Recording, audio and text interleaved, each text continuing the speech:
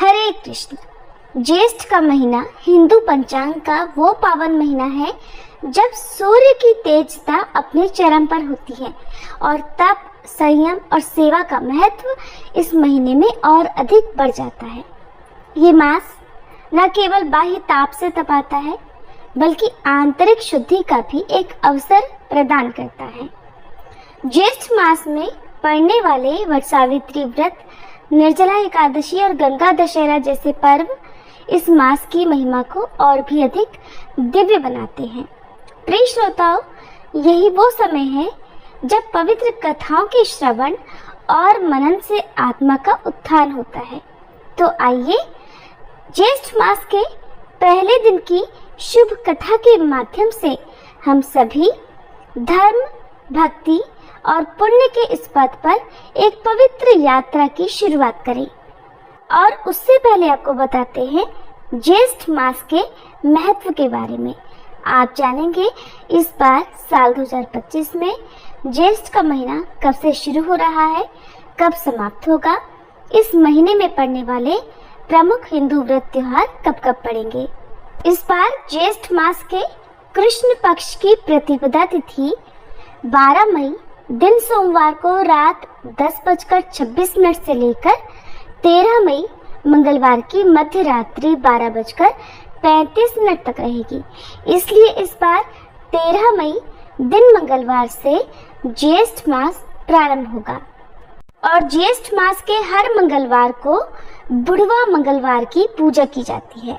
धार्मिक मान्यताओं के अनुसार बजरंग बली की भगवान श्री राम से पहली भेंट ज्येष्ठ मास में पड़ने वाले मंगलवार को ही हुई थी। इसीलिए इस माह में पड़ने वाले सभी मंगलवार को बड़ा मंगल या बुढ़वा मंगल के नाम से जाना जाता है।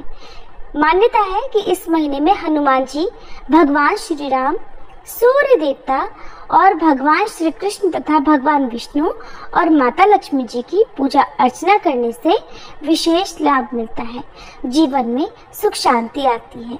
साथ ही इस महीने में दान पुण्य करने का भी बहुत अधिक पुण्य प्राप्त होता है। ज्येष्ठ मास में दान को पुण्य के समान माना जाता है। तेज गर्मी में राहगीरों को आप पानी पिलाकर पुण्य प्राप्त कर सकते हैं। ऐसा करने से न केवल देवी देवता प्रसन्न होते हैं बल्कि पितरों का भी आशीर्वाद प्राप्त होता है। पशु पक्षियों के लिए पीने का जल रख सकते हैं। इस महीने में तांबा और तिल का दान करें। मान्यता है कि इन चीजों का दान करने से मंगल दोष से मुक्ति मिलती है। इसके अलावा सत्तू का सेवन और सत्तू का दान करना भी लाभकारी होता है। हिंदू धर्म में ऐसी भी मान्यता चली आ रही है कि ज्येष्ठ मास में अपने घर के बड़े बेटे या बड़ी बेटी का विवाह नहीं करना चाहिए। ऐसा करने से जातक पर बुरा प्रभाव पड़ सकता है। इस मास में नियमों का पालन करने वाले व्यक्ति को दिन में नहीं सोना चाहिए। बहुत अधिक आवश्यकता हो, स्वास्थ्य ठीक ना हो तो आराम किया जा सकता है। इसके अलावा तली भुनी चीजों का सेवन नहीं करना चाहिए और इस महीने में जल की बर्बादी तो बिल्कुल भी नहीं करनी चाहिए। खाने में विशेष तौर पर मूली, बैगन और राई का सेवन नहीं करना चाहिए। ज्येष्ठ मास में सूर्य देव का तेज प्रचंड होता है, इसलिए इस मास में सूर्य देव की भी पूजा का विधान बताया गया है। नियमों का पालन करने वाले सभी श्रोताओं या भक्तों को सुबह हो सके तो ब्रह्म मुहूर्त में उठकर स्नान करने के बाद 1 लोटा जल सूर्य उदय होने पर सूर्य नारायण को अर्पित करना चाहिए। सूर्योदय से पहले भी आप जल अर्पित कर सकते हैं और अगर सूर्योदय से पहले उठना संभव ना हो तो सूर्योदय के बाद जितनी जल्दी हो सके उतनी जल्दी आप सूर्य नारायण को 1 लोटा जल समर्पित करने का नियम बना लें। ऐसा करने से आप स्वस्थ और निरोगी रहेंगे, समाज में मान सम्मान मिलेगा और आपकी तरक्की के रास्ते खुलते जाएंगे। इस प्रकार जो व्यक्ति सुबह जल्दी उठकर पूजा पाठ मंत्र जप करता है उसके जीवन में बाधाएं कम से कम आती हैं। पूरे उत्तर भारत में ज्येष्ठ मास 13 मई मंगलवार से प्रारंभ होगा। तो अब बात करते हैं इस महीने में पड़ने वाले प्रमुख व्रत और त्योहारों की तिथि के बारे में। ज्येष्ठ मास की शुरुआत ही बुढ़वा मंगलवार के दिन से हो रही है, तो जो लोग मंगलवार का व्रत प्रारंभ करना चाहते हैं वो इस पवित्र दिन से व्रत प्रारंभ कर सकते हैं। इसके बाद 16 मई दिन शुक्रवार को ज्येष्ठ मास के कृष्ण पक्ष की एकदंत संकष्टी चतुर्थी रहेगी। 20 मई मंगलवार को मासिक कृष्ण जन्माष्टमी, 23 मई दिन शुक्रवार को ज्येष्ठ मास के कृष्ण पक्ष की अपरा एकादशी रहेगी। 24 मई दिन शनिवार को शनि त्रयोदशी यानी शनि प्रदोष व्रत रहेगा। 25 मई दिन रविवार को मासिक शिवरात्रि, 26 मई दिन सोमवार को ज्येष्ठ अमावस्या का व्रत और वट सावित्री व्रत रहेगा। अमावस्या तिथि इस बार 2 दिन पड़ने वाली है, तो दूसरे दिन अमावस्या का केवल स्नान और दान किया जाएगा। ज्येष्ठ अमावस्या के दिन ही शनि जयंती भी मनाई जाती है। कुछ जगह पर 26 मई सोमवार को तो कुछ जगह पर 27 मई दिन मंगलवार को शनि जयंती मनाई जाएगी। 30 मई शुक्रवार को ज्येष्ठ मास के शुक्ल पक्ष की विनायक चतुर्थी रहेगी। 5 जून गुरुवार को गंगा दशहरा, 6 जून शुक्रवार को गायत्री जयंती और 6 जून शुक्रवार को ही समस्त गृहस्थ जनों के लिए निर्जला एकादशी का व्रत। इसके अलावा 7 जून दिन शनिवार को वैष्णव निर्जला एकादशी का व्रत रहेगा, यानी कि इस बार भी निर्जला एकादशी का व्रत 2 दिन रखा जाएगा। 8 जून दिन रविवार को प्रदोष व्रत रहेगा। 10 जून मंगलवार को वट पूर्णिमा का व्रत रहेगा, क्योंकि वट सावित्री व्रत साल भर में 2 बार रखा जाता है। कुछ जगह पर ज्येष्ठ अमावस्या के दिन तो कुछ जगह पर ज्येष्ठ मास की पूर्णिमा के दिन भी ये व्रत रहता है। तो इस बार 10 जून दिन मंगलवार को वट पूर्णिमा और ज्येष्ठ पूर्णिमा का व्रत रहेगा। पूर्णिमा तिथि 2 दिन रहने के कारण 11 जून दिन बुधवार को भी पूर्णिमा का स्नान दान किया जाएगा और इसी के साथ ज्येष्ठ मास समाप्त हो जाएगा। प्रिय श्रोताओ, आज ज्येष्ठ मास महात्म्य के पहले दिन का अध्याय प्रारंभ करने से पहले हम सभी बजरंगबली हनुमान जी को समर्पित बुढ़वा मंगलवार की कथा सुनेंगे। हनुमान जी की पावन कथा आरंभ करने से पहले हम सभी अपने मन, वचन और कर्म को शुद्ध करते हुए उनके चरणों में साष्टांग प्रणाम करते हैं। हे पवन पुत्र, आपके कंचन वर्ण रूप, अपार बल, बुद्धि और भक्ति की महिमा अनंत है। आप रघुनाथ के प्रिय सेवक हैं और संसार के समस्त संकटों का नाश करने वाले हैं। आपकी कृपा के बिना श्री राम कथा भी अधूरी है।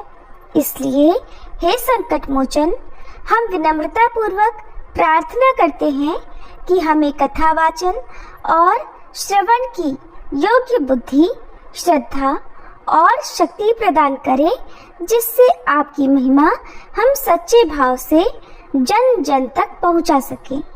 अगर इस पावन प्रयास में हमसे कोई त्रुटि, उच्चारण दोष, भावना की कमी या समय का उल्लंघन हो जाए तो हे करुणा निधान, हम सभी को कृपया क्षमा करें। अज्ञानवश हुई हर भूल के लिए हम आपके चरणों में क्षमा याचना करते हैं। हमारी ये कथा सेवा आपके चरणों में समर्पित है। आप कृपा कर इसे स्वीकार करें और हम सभी श्रोताओं को भी आशीर्वाद प्रदान करें। बुढ़वा मंगलवार व्रत कथा।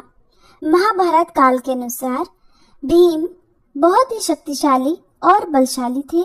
युद्ध कौशल में निपुण थे। शक्तिशाली होने पर भीम एक बार अहंकार में भर गए। इस अहंकार को दूर करने के लिए बजरंगबली हनुमान जी ने एक लीला रची। जब भीम को सच्चाई पता चली तब उन्हें अपनी गलती का एहसास हुआ और हनुमान जी से उन्होंने क्षमा मांगी। इसके बाद हनुमान जी ने प्रसन्न होकर भीम को अपना विराट रूप दिखाया। कथा के अनुसार पांडव जब वनवास भोग रहे थे, 5 पांडवों को अज्ञातवास में रहना पड़ा। इस दौरान पांडवों को वेश बदलकर भी रहना पड़ा। द्रौपदी भी पांडवों के साथ थी। द्रौपदी एक आश्रम में रहकर समय बिताने लगी। एक दिन जब वे आश्रम में बैठी हुई थी तो एक पुष्प उड़कर उनके पास आ गया। पुष्प की सुगंध द्रौपदी को बहुत पसंद आ गई। तब उन्होंने भीम को बुलाकर उस पुष्प को लाने के लिए कहा। द्रौपदी की इच्छा को पूरा करने के लिए भीम पुष्प की खोज में निकल पड़े। पुष्प की सुगंध जिस दिशा से आ रही थी, भीम उसी दिशा की ओर चलने लगे। उस सुगंधित पुष्प को खोजते खोजते भीम एक वन में जा पहुंचे। वन में जैसे ही भीम ने प्रवेश करने का प्रयास किया तो उनकी नजर रास्ते में लेटे एक वानर पर पड़ी। भीम ने उन बूढ़े वानर से आग्रह किया कि वे रास्ते से हट जाएं, लेकिन वानर ने कोई प्रतिक्रिया नहीं की। भीम ने फिर से वानर से वहां से हट जाने को कहा, लेकिन इस बार वानर ने कहा कि वो बहुत कमजोर हैं, हिलडुल नहीं सकते, इसलिए लांघ कर निकल जाओ। वानर के इस व्यवहार से भीम को क्रोध आ गया और वे अपनी शक्तियों के बारे में बताने लगे। भीम ने वानर को अपना परिचय दिया कि वे कुंती पुत्र हैं और पवन उनके पिता हैं और मैं हनुमान जी का भाई भी हूँ। लेकिन ये सब सुनकर भी वानर पर कोई प्रभाव नहीं पड़ा। इधर भीम का क्रोध बढ़ने लगा और उन्होंने वानर से कहा कि वो उन्हें और अधिक क्रोध न दिलाए, नहीं तो उन्हें परिणाम भुगतना होगा। तब बूढ़े वानर का रूप धारे बजरंगबली हनुमान जी ने भीम से कहा कि अगर उन्हें अधिक जल्दी है तो वे उनकी पूंछ उठाकर जा सकते हैं। भीम ने क्रोध में आकर उन वानर की पूंछ हटाने का प्रयास किया, लेकिन वे उसे हिला तक नहीं पाए। तब भीम को आभास हुआ कि ये कोई साधारण वानर नहीं है और फिर भीम हाथ जोड़कर उनके सामने खड़े हो गए और वानर से उनका परिचय पूछा। तब उन वानर ने भीम को बताया कि वो कोई और नहीं बल्कि स्वयं हनुमान है। भीम हनुमान जी को सामने देखकर चकित रह गए और हाथ जोड़कर खड़े हो गए। तब हनुमान जी ने भीम को बताया कि आगे विशेष वन है, ये रास्ता देवताओं का है और ये मनुष्यों के लिए सुरक्षित नहीं है, इसलिए उन्हें तुम्हारी रक्षा के लिए आना पड़ा। भीम को हनुमान जी ने उस पुष्प के बारे में बताया कि वहां से वह पुष्प ले जा सकते हैं। पुष्प लेने के बाद हनुमान जी ने भीम से कहा कि अब तुम यहाँ से जा सकते हो। भीम ने हनुमान जी से आज्ञा लेने से पहले अपनी एक इच्छा भी रखी। भीम ने हनुमान जी को अपना विराट रूप दिखाने की इच्छा प्रकट की। तब भीम के कहने पर हनुमान जी ने विराट रूप धारण किया और उस विराट रूप के दर्शन करने के बाद भीम ने हनुमान जी का आशीर्वाद लिया। हनुमान जी ने भीम को गले से लगाया। हनुमान जी के गले लगाने से भीम की शक्ति और भी बढ़ गई। भीम ने हनुमान जी से आग्रह किया कि वह कौरवों के साथ होने वाले युद्ध में पांडवों का साथ दे, जिस पर हनुमान जी ने कहा कि जिस युग से मैं हूँ वह युग दूसरा था, उसमें मैंने श्री राम के लिए कई युद्ध किए थे। अब ये युग दूसरा है, यहाँ मेरा युद्ध करना सही नहीं है, इसलिए मैं युद्ध में सम्मिलित नहीं हो सकता, किंतु युद्ध में पांडवों के रथ की ध्वजा पर मेरा वास होगा। इस प्रकार हनुमान जी महाभारत युद्ध में हमेशा श्री कृष्ण और अर्जुन के रथ की ध्वजा पर विराजित रहे और अर्जुन और पांडवों के रथ की रक्षा करते रहे। कथा समाप्त हुई। सभी प्रेम से बोलिए बजरंगबली हनुमान की जय, सियापति रामचंद्र जी की जय। अब सुनिए आज की कथा। आइए कथा से पहले हम सभी मिलकर सूर्य नारायण और श्री कृष्ण भगवान से प्रार्थना करें। हे देवों के देव श्री सूर्य नारायण, हे योगेश्वर श्री कृष्ण, अगर इस मास की व्याख्या में, व्रतों के विधान में या पुण्य की मर्यादा कहने में कोई त्रुटि हो जाए तो हम आपकी करुणा से क्षमा प्रार्थी हैं। आपकी ही कृपा से हमें ये सत्य साहित्य कहने और सुनने का सौभाग्य प्राप्त हुआ है। अगर वाणी कहीं असंगत हो तो कृपया उसे भी स्वीकार करें। ज्येष्ठ मास केवल तेज और ताप का महीना नहीं है, ये सेवा, सहनशीलता और सत्य के प्रति समर्पण का पर्व है। जब प्रकृति तप रही होती है तब ये मास हमें भीतर की प्यास को बुझाने, दूसरों की तृष्णा को समझने और सच्चे धर्म को जीने की प्रेरणा देता है। ये वो समय है जब व्रतों से तन, दान से मन और कथाओं से आत्मा निर्मल होती है। इसलिए आइए इस शुभ मास की प्रथम कथा से पहले श्री हरि और भास्कर देव की वंदना कर उनकी शरण में चले और प्रारंभ करें आज की यह पुण्य यात्रा जो हम सभी के लोक और परलोक दोनों को संवारने वाली है। आज के महात्म्य के अनुसार एक बार भगवान सांकृति आदित्य लोक में गए। आदित्य लोक में भगवान सूर्य नारायण वास करते हैं।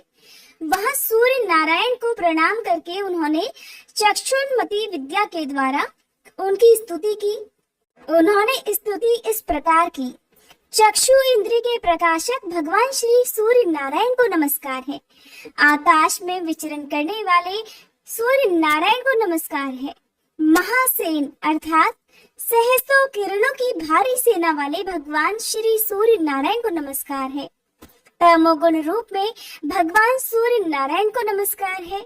रजोगुण रूप में भगवान सूर्य नारायण को नमस्कार है। सत्वगुण रूप में भगवान सूर्य नारायण को नमस्कार है।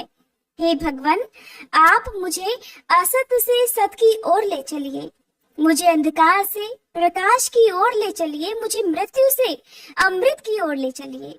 भगवान सूर्य शुचि रूप है और वे अप्रतिरूप भी हैं। उनके रूप की कहीं कोई तुलना नहीं की जा सकती।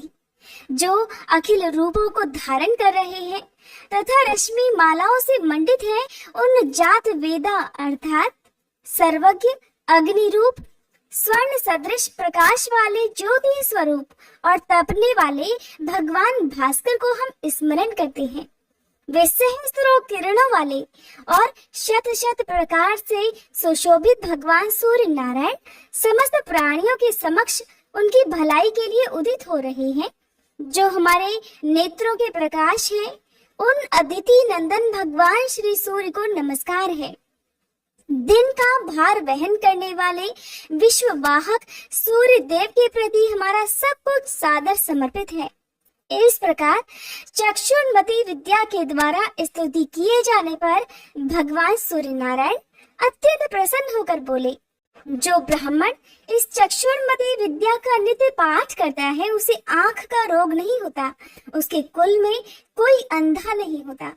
8 ब्राह्मणों को इसका ग्रहण करा देने पर इस विद्या की सिद्धि होती है।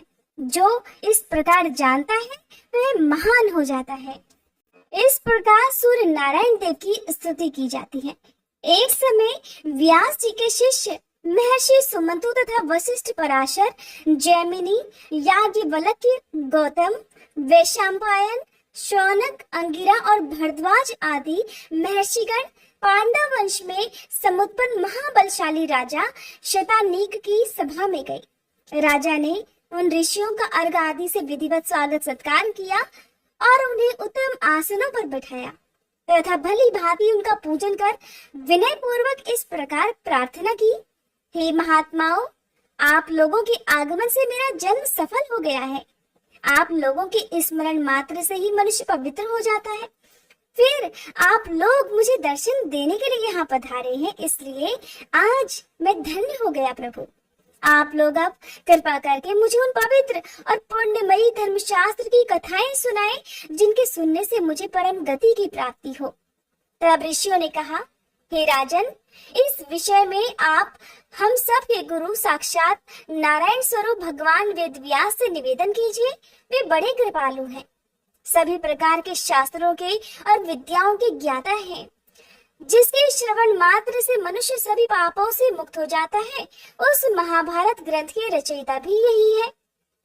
राजा शतानीक ने ऋषियों के कहे अनुसार फिर सभी शास्त्रों के जानने वाले भगवान वेदव्यास से प्रार्थना पूर्वक जिज्ञासा की, हे प्रभु, आप मुझे धर्ममय पुण्य कथाओं का श्रवण कराएं, जिससे मैं पवित्र हो सकूं और इस संसार सागर से मेरा उद्धार भी हो जाए।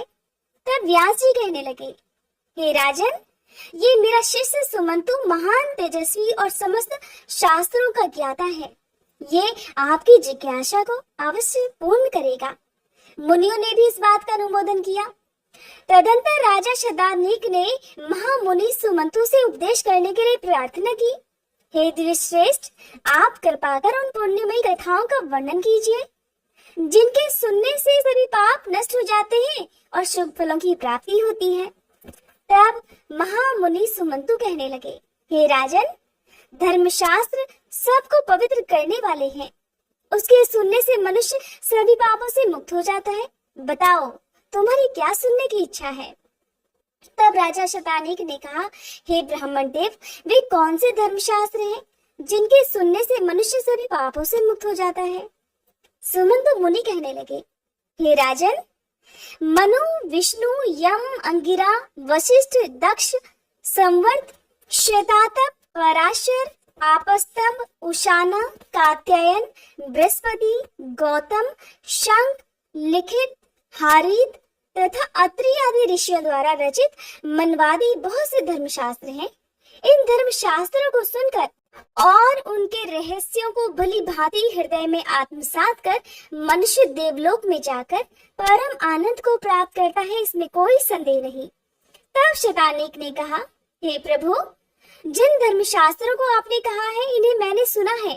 अब इन्हें पुनः सुनने की इच्छा नहीं है। कृपा कर आप चारों वर्णों के कल्याण के लिए जो उपयुक्त धर्मशास्त्रों उसे मुझे बतलाएं। तब सुमंतु मुनि कहने लगे, हे महाबाहो, संसार में निमग्न प्राणियों के उद्धार के लिए 18 महापुराण, श्री राम कथा तथा महाभारत आदि सद्ग्रंथ नौका रूपी साधन माने जाते हैं। 18 महापुराणों और 8 प्रकार के व्याकरणों को भली भांति समझकर सत्यवती के पुत्र वेद व्यास जी ने महाभारत संहिता की रचना की, जिसके सुनने से मनुष्य ब्रह्म हत्या के पापों से भी मुक्त हो जाता है। इनमें 8 प्रकार के व्याकरण ये हैं: ब्रह्म, ऐन्द्र, याम्य, रौद्र, वायव्य, वारुण, सावित्र और वैष्णव। ब्रह्म, पद्म, विष्णु, शिव, भागवत, नारदीय, मार्कंडेय, अग्नि, भविष्य, ब्रह्म वैवर्त, लिंग, वराह, स्कंद, वामन, कूर्म, मत्स्य, गरुड़ तथा ब्रह्मांड, ये 18 महापुराण हैं। ये सभी चारों वर्णों के लिए उपकारक हैं। इनमें से आप क्या सुनना चाहते हैं? तब राजा शतानीक ने कहा, हे विप्र, मैंने महाभारत सुनी है, श्री राम कथा भी सुनी है, अन्य पुराणों को भी सुना है। अब मेरी इच्छा है कि आप मुझे ज्येष्ठ मास महात्म्य सुनाएं। तब सुमंतु मुनि कहने लगे, हे राजन, आपने बहुत उत्तम बात पूछी है।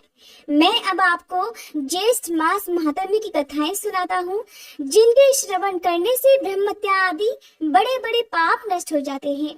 इतना ही नहीं, अश्वमेध आदि यज्ञों का पुण्य फल भी प्राप्त होता है और अंत में सूर्य लोक की प्राप्ति होती है, इसमें कोई संदेह नहीं। यह उत्तम महात्म्य पहले श्री ब्रह्मा जी द्वारा कहा गया है। सुमंतु मुनि ने कहा, हे राजन, अब मैं तुम्हें धनवर्धन नामक वैश्य की कथा सुनाता हूँ, जिसने उच्छिष्ट भोजन अर्थात जूठा भोजन किया। उसके बाद उसका क्या परिणाम हुआ, इसे भी सुनिए। तब सुमंतु मुनि कहने लगे, हे राजन, सतयुग की बात है। पुष्कर क्षेत्र में धन धान्य से संपन्न धनवर्धन नामक एक वैश्य रहता था। एक दिन वह ग्रीष्म ऋतु में मध्याह्न के समय अपने वैश्वदेव कर्म संपन्न कर अपने पुत्र, मित्र तथा बंधु बांधवों के साथ भोजन कर रहा था। इतने में ही अचानक उसे बाहर से करुण शब्द सुनाई पड़ा। उस शब्द को सुनते ही वह दयावश भोजन छोड़कर बाहर की ओर दौड़ा, किंतु जब तक वह बाहर पहुंचा, वह आवाज बंद हो गई। फिर लौटकर उस वैश्य ने पात्र में जो छोड़ा हुआ भोजन था उसे खा लिया। भोजन करते ही उस वैश्य की मृत्यु हो गई और इसी अपराधवश परलोक में भी उसकी दुर्गति हुई। इसलिए छोड़े हुए भोजन को फिर कभी नहीं खाना चाहिए, अधिक भोजन भी नहीं करना चाहिए। इससे शरीर में अत्यधिक रस की उत्पत्ति होती है, जिससे प्रतिश्याय अर्थात जुकाम, मंदाग्नि, ज्वर आदि अनेकों रोग उत्पन्न हो जाते हैं। अजीर्ण हो जाने से स्नान, दान, तप, होम, तर्पण, पूजा आदि कोई भी पुण्य कर्म ठीक से संपन्न नहीं हो पाते। अति भोजन करने से अनेकों रोग उत्पन्न होते हैं, आयु घटती है, लोक में निंदा होती है और अंत में सद्गति भी नहीं होती। उच्छिष्ट मुख से अर्थात जूठे मुंह से कहीं भी नहीं जाना चाहिए। सदा पवित्रता से रहना चाहिए। पवित्र मनुष्य यहाँ सुख से रहता है और अंत में भी स्वर्गलोक हो जाता है। तब राजा ने पूछा, हे मुनीश्वर, ब्राह्मण किस कर्म के करने से पवित्र होता है, इसका भी आप वर्णन कीजिए। सुमंतु मुनि कहने लगे, हे राजन, जो ब्राह्मण विधि पूर्वक आचमन करता है वह पवित्र हो जाता है और सत्कर्मों का अधिकारी हो जाता है। आचमन की विधि ये है कि हाथ पांव धोकर पवित्र स्थान में आसन के ऊपर पूर्व अथवा उत्तर की ओर मुंह करके बैठे। दाहिने हाथ को जानुं के भीतर रखकर दोनों चरण बराबर रखे तथा शिखा में संधि लगाए और फिर उष्णता और फेन से रहित निर्मल और शीतल जल से आचमन करे। खड़े खड़े बात करते, इधर उधर देखते, जल्दी जल्दी और क्रोधयुक्त होकर कभी भी आचमन नहीं किया जाता। हे राजन, ब्राह्मण के दाहिने हाथ में 5 तीर्थ कहे गए हैं, देव तीर्थ, पितृ तीर्थ, ब्रह्म तीर्थ, प्रजापति तीर्थ और सौम्य तीर्थ। अब आप इनके बारे में भी जान लीजिए, इनके लक्षणों के बारे में भी जानिए। अंगूठे के मूल में ब्रह्म तीर्थ, कनिष्ठा के मूल में प्रजापति तीर्थ, अंगुलियों के अग्रभाग में देव तीर्थ, तर्जनी और अंगुष्ठ के बीच में पितृ तीर्थ और हाथ के मध्य भाग में सौम्य तीर्थ कहा जाता है, जो देव कर्म में प्रशस्त माना गया है।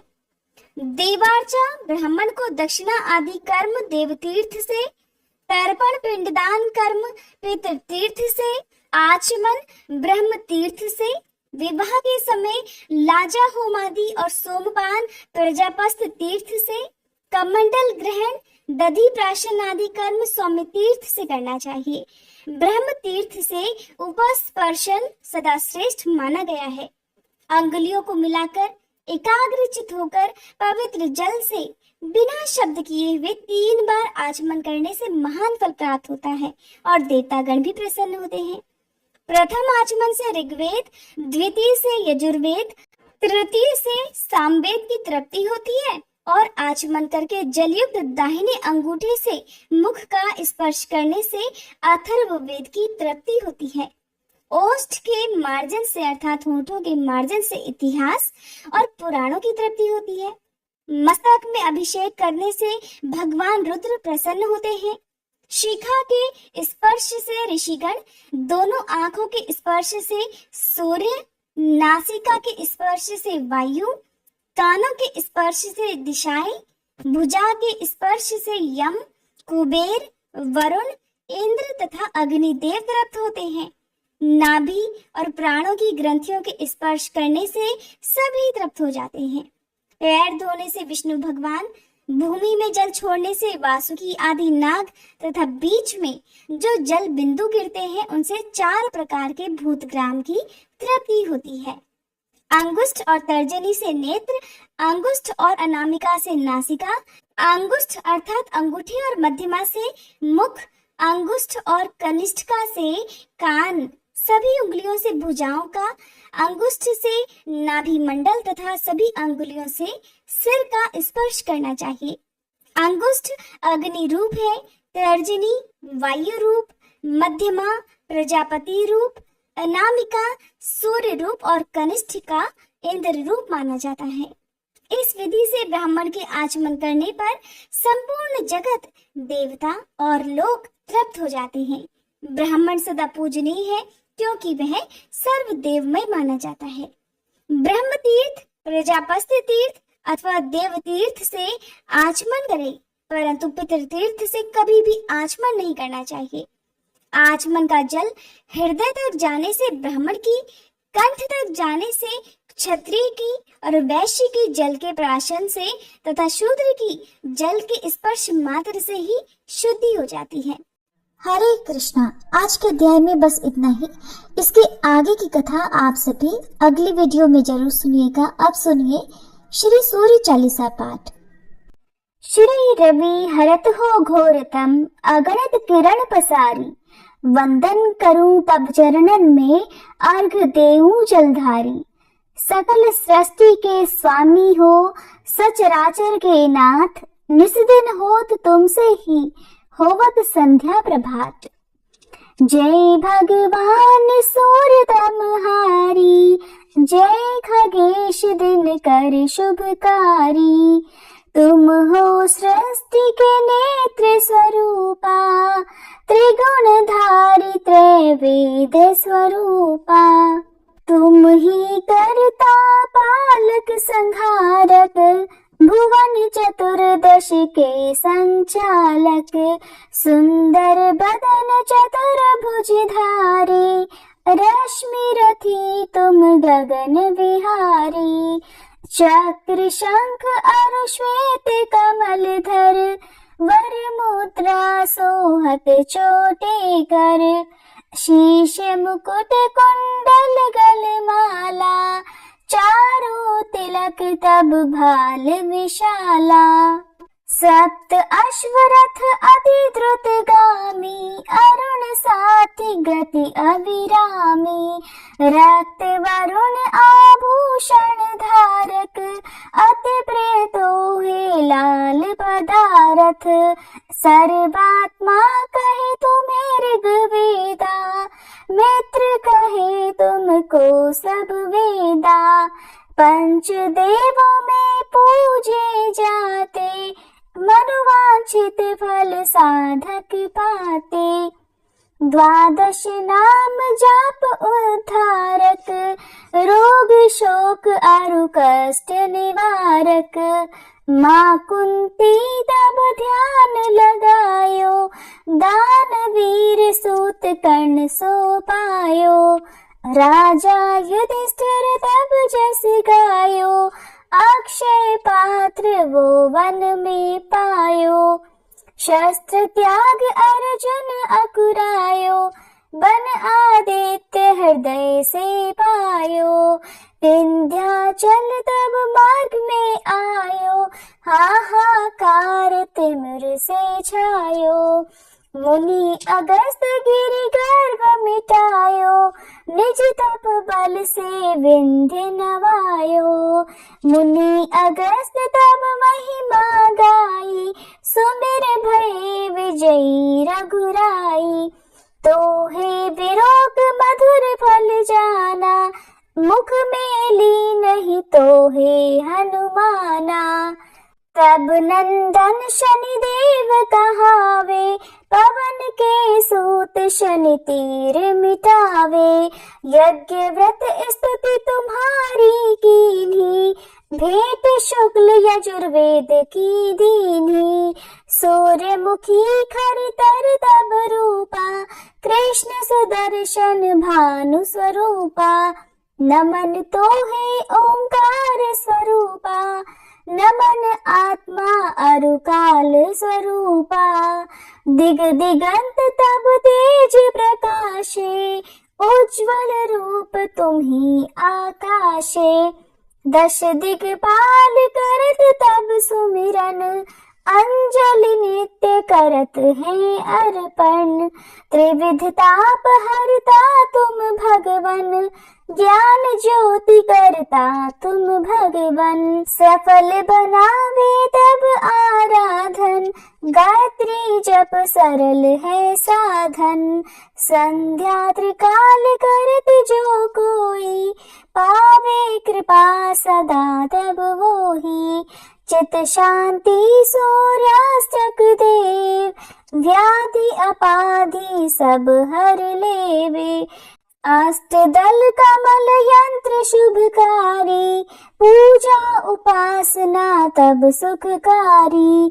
माघ मास शुद्ध सप्तमी पावन, आरंभ हो तब शुभ व्रत पालन। भानु सप्तमी मंगलकारी, भक्तिदायिनी दोषणहारी।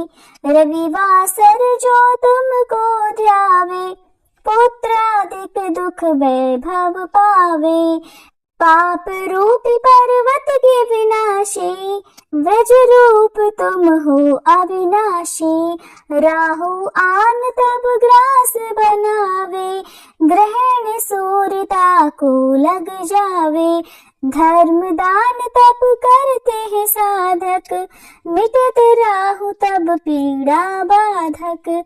सूर्य देव तब कृपा कीजे, दीर्घ आयु बल बुद्धि दीजे। सूर्य उपासना कर नित ध्यावे, कुष्ठ रोग से मुक्ति पावे। दक्षिण दिशा तोरी गति जावे, दक्षिणायन वो ही कहलावे। उत्तर मार्गी तोरु रथ होवे, उत्तरायण तब वो कहलावे। मन और वचन कर्म हो पावन, संयम करता भलित आराधन। भरत दास चिंतन करत घर दिन कर तब ध्यान, रखियो कृपा इस भक्त पे तुम्हारी सूर्य भगवान। ओम जय सूर्य भगवान, जय हो दिनकर भगवान। जगत के नेत्र स्वरूपा, तुम हो त्रिगुण स्वरूपा, धरत सब ही तब ध्यान। ओम जय सूर्य भगवान। सारथी अरुण है प्रभु, तुम श्वेत कमल धारी, तुम चार भुजाधारी। अश्व है सात तुम्हारे, कोटि किरण पसारे, तुम हो देव महान। ओम जय सूर्य भगवान। उषा काल में जब तुम उदयाचल आते, सब तब दर्शन पाते। फैलाते उजियारा, जागता तब जग सारा, करे सब तब गुणगान। ओम जय सूर्य भगवान। संध्या में भुवनेश्वर अस्ताचल जाते, गोधन तब घर आते। गोधूली बेला में हर घर हर आंगन में, हो तब महिमा गान। ओम जय सूर्य भगवान। देव दनुज नर नारी, ऋषि मुनिवर भजते, आदित्य हृदय जपते। स्तोत्र ये मंगलकारी, इसकी है रचना न्यारी, दे नव जीवन दान। ओम जय सूर्य भगवान। तुम हो त्रिकाल रचयिता, तुम जग के आधार, महिमा तब अपरंपार। प्राणों का सिंचन करके, भक्तों को अपने देते, बल बुद्धि और ज्ञान। ओम जय सूर्य भगवान। भूचर जलचर खेचर, सबके हो प्राण तुम्ही, सब जीवों के प्राण तुम्ही। वेद पुराण बखाने, धर्म सभी तुम्हें माने, तुम ही सर्वशक्तिमान। ओम जय सूर्य भगवान। पूजन करती दिशाएं, पूजे दश दिक्पाल, तुम भुवनों के प्रतिपाल। ऋतुएं तुम्हारी दासी, तुम शाश्वत अविनाशी, शुभकारी अंशुमान। ओम जय सूर्य भगवान। ओम जय सूर्य भगवान। जय हो दिनकर भगवान। जगत के नेत्र स्वरूपा, तुम हो त्रिगुण स्वरूपा, धरत सब ही तब ध्यान। ओम जय सूर्य भगवान। ओम जय सूर्य भगवान। सूर्य चालीसा समाप्त। प्रेम से बोलिए सूर्य भगवान की जय।